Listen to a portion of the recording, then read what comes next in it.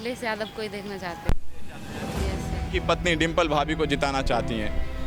Sir Akhilesh भैया को। अखिलेश भैया जी, क्योंकि सर उन्होंने विकास के नाम पर बहुत काम किए हैं, लेकिन बीजेपी सरकार ने कुछ भी नहीं किया है। एक बार फिर चुनाव की सरगर्मियां अपने चरम पर है। ये उपचुनावों की सरगर्मियां हैं और जिस सीट पर मैं मौजूद हूं ये मैनपुरी लोकसभा की सीट है।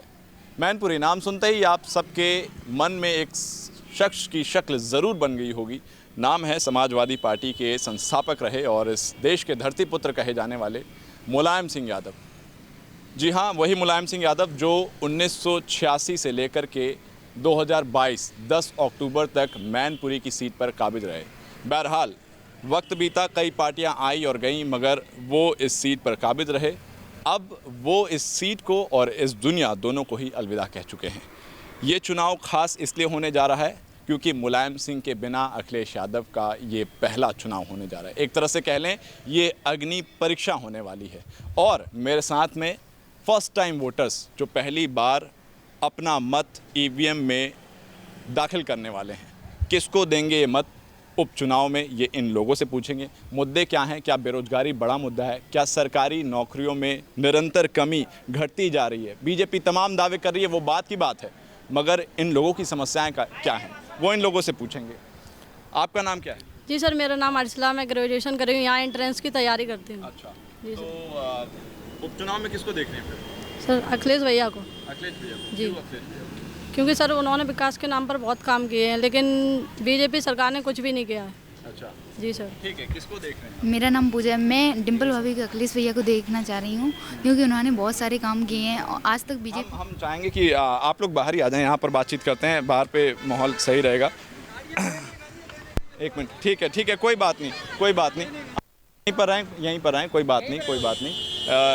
ठीक है, आपने क्या बताया कि डिम्पल भाभी को देना चाहते हैं क्योंकि आज तक बढ़ती महंगाई और बेरोजगारी आज तक बहुत किसान बच्चों को बहुत परेशान की है क्योंकि छात्रों को कोई भी शिक्षा की वजह से कोई भी जॉब नहीं मिल रही है, ना आज तक कोई भी उनको सफलता मिली है।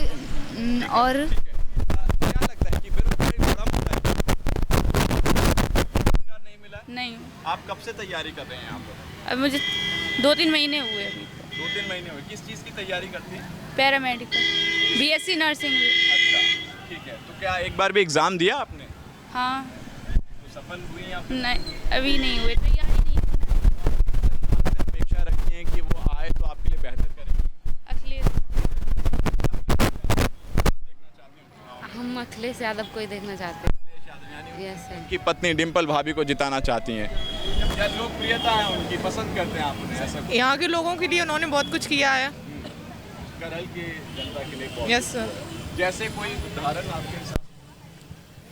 मेडिकल कॉलेज वगैरह खोल दिए यहाँ पे और कई सारे कॉलेज खोल दिए यहाँ पे। वैसे कहीं आसपास पहले कॉलेज नहीं हुआ करते थे। आप क्या करते हैं? आप भी तैयारी करते हैं? कब से कर रहे हैं तैयारी? इसी 2 साल से कर रहे हैं। 2 साल से। नाम आपका? उदय प्रताप सिंह। उदय प्रताप। 2 साल से तैयारी कर रहे हैं, तो एक बार भी एग्ज़ाम दिया 2 साल में? यस सर, एक बार। तो क्या क्लियर नहीं हुआ? नहीं, हो नहीं पाया। अच्छा, तो आपको लगता है कि सरकारी नौकरियों में कमी आ रही है? सरकार इतनी नौकरियां सरकारी नहीं निकाल रही है? यस सर, कमी भी आ रही है, नौकरियाँ नहीं भी निकाल रहे हैं। तो किससे उम्मीदें किससे हैं आपको? एसपी से ही उम्मीद है सर।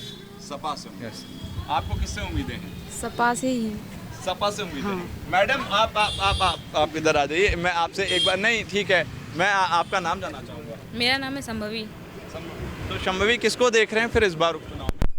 अब वो आप बेझिझक कह सकते हैं, इसमें कोई शर्माने वाली बात नहीं। आप जिसको भी चाहते हैं उसे पूछिए। हम बीजेपी को देखना चाहते हैं। भारतीय जनता पार्टी। हाँ। क्या कोई कारण रहा होगा? बहुत सुविधाएं मिली हैं उससे। क्या महिलाएं खुद को सुरक्षित महसूस करती हैं बहुत? आपके हिसाब से महसूस हाँ। करती हैं? मैं कुछ और लोगों से पूछना चाहूँगा, क्या महिलाएं सुरक्षित महसूस करती हैं भारतीय जनता पार्टी के कार्यकाल में? हाँ। तो आप मगर यहाँ से जिताना किसको चाहते हैं? अखिलेश यादव को। अखिलेश यादव। तो मतलब कि मुख्यमंत्री का चेहरा योगी आदित्यनाथ रहे, मगर यहाँ पर अखिलेश? नहीं। ठीक है। सर, आपका नाम? मेरा नाम कपिल राठौर। कपिल राठौर जी। मैं आपको बता दूं कि मैं एक कोचिंग संस्था के बाहर खड़ा हूं। ये कालपी कोचिंग सेंटर है। तो ये आप शिक्षक हैं इंसान? जी। तो क्या है इस बार, किसको देख रहे हैं चुनाव में? डिम्पल यादव। जी, कितने भारी मतों से चुना जाता है? भारी मतों से, तभी स्वर्गीय जो नेताजी हैं उनके लिए जो श्रद्धांजलि होगी, सबसे बेहतर श्रद्धांजलि। बेरोजगारी बड़ा मुद्दा है क्या? बेरोजगारी, महंगाई, ये सबसे बड़ा मुद्दा है और इससे बड़ा मुद्दा कुछ हो नहीं सकता है। अगर कोई भारतीय जनता पार्टी को वोट करे, कोई भी शिक्षित युवा बेरोजगार, तो क्या सोच के करे? आखिर वो क्या सोचे जब वो वोट देने जाए, तो क्या सोच के वोट करे कि हमें इस तरीके से हमें वोट करना है। अगर वो वहाँ जाएगा तो महंगाई उसके दिमाग में होगी, बिल्कुल उसकी बेरोजगारी उसके दिमाग में रही होगी। यहाँ तक कि लोगों के साथ जो दलित वर्ग की जो महिलाएं हैं, बेटियां हैं, उनके साथ जो अत्याचार हो रहा है वो किसी से छुपा हुआ नहीं है। और मैंने विदित वर्ष में मैंने बताया कि मैं 69,000 शिक्षक भर्ती का पीड़ित अभ्यर्थी हूँ, जहाँ पे सरकार ने आरक्षण का पूरा घोटाला किया है। ओबीसी और एससी के साथ जो 27% आरक्षण मिलना चाहिए था, वो 3.86% आरक्षण दिया। सरकार के एडवोकेट जनरल ने स्वयं कोर्ट में जाके इस बात को स्वीकार किया कि हाँ, हमने गलती की।